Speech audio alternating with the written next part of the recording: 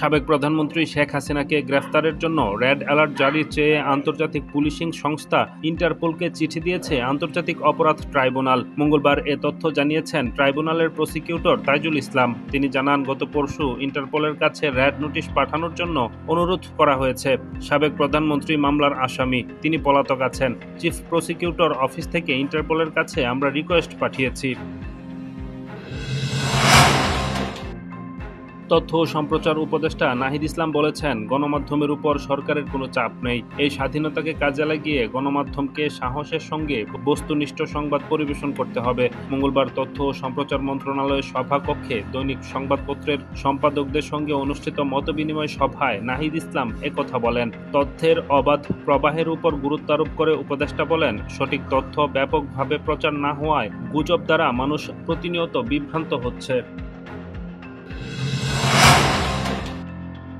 বাংলাদেশি নাগরিকদের কথিত অবৈধ অনুপ্রবেশের সঙ্গে সম্পর্কিত একটি অর্থ পাচারের ঘটনা তদন্তে ভারতের পশ্চিমবঙ্গ ও ঝাড়খণ্ডে একাধিক স্থানে ব্যাপক অভিযান চালিয়েছে দেশটির কেন্দ্রীয় অর্থ মন্ত্রণালয়ের তদন্তকারী সংস্থা এনফোর্সমেন্ট ডিরেক্টরেট। মঙ্গলবার রাজ্যের 17টি স্থানে এ অভিযান চালানো হয় বলে ভারতীয় সংবাদ সংস্থা পিটিআই এর বরাত দিয়ে এক প্রতিবেদনে তথ্য জানিয়েছে ভারতীয় সংবাদ মাধ্যম এনডিটিভি।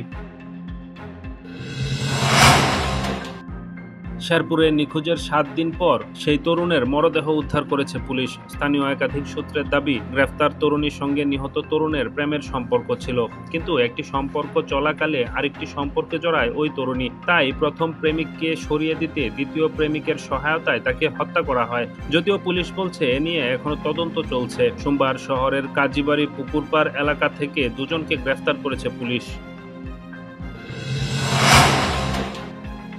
চীনের জুহাইতে একটি স্টেডিয়ামের বাইরে শরীরচর্চাকারীদের উপর গাড়ি তুলে দিলে অন্তত 35 জন নিহত হয়েছে। এ ঘটনায় আহত হয়েছে আর অন্তত 43 জন। 62 বছর বয়সী এক চালক তার এসইভি গাড়িটি শরীরচর্চাকারীদের উপর তুলে দিলে এই হতাহতের ঘটনা ঘটে। চীনের গণমাধ্যমগুলো জানিয়েছে, হতাহতের মধ্যে অনেক বৃদ্ধ ও শিশু রয়েছে।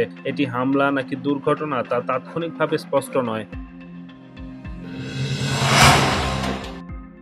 বাংলাদেশের আলোচিত অলরাউন্ডার সাকিব আল হাসান বর্তমানে সৌদি আরবে উমরাহ হজ পালন করছেন। গত কয়েক মাস ধরে যুক্তরাষ্ট্রে পরিবার সহ সময় কাটানোর পর এবার পবিত্র উমরাহ পালনের জন্য তিনি মক্কায় অবস্থান করছেন। সোমবার সামাজিক যোগাযোগ মাধ্যমে মোহাম্মদ শামীম খান নামের একজন বাংলাদেশি ফেসবুক লাইভে সাকিবের জুব্বা পরিহিত অবস্থায় মক্কার রাস্তায় হাঁটতে দেখেন।